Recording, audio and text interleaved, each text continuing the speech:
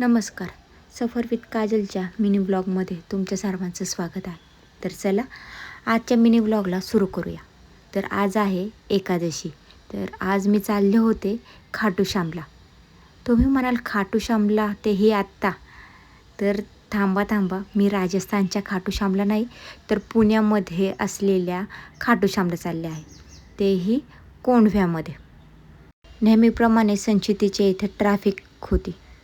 Traffic cross केली आणि आम्ही निघालो खाटू श्यामला जाण्यासाठी. तर त्याआधी आमचं एक काम होतं. मग म्हणलं पहिले ते काम पूर्ण करावं आणि मग खाटू श्यामला जावं.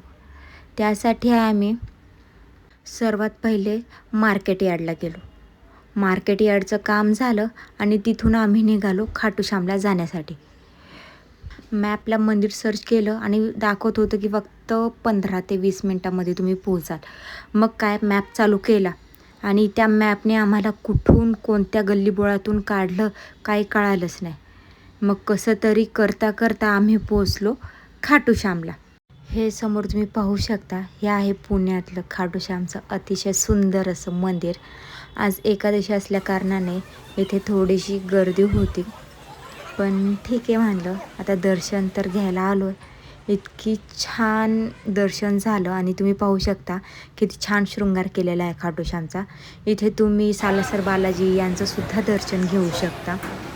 शिवाय हे मंदिर इतकं छान आहे, पूर्ण पांढरं आहे, इतकं छान याच्यावरती कोरीव काम केलेलं आहे की तुम्ही येऊन पहा, त्याशिवाय तुम्हाला नाही समजणार काय आहे हे मंदिर. जर कोणाला इथे येऊन नवस वगैरे करायचं असेल ते येऊनसुद्धा करू शकतात.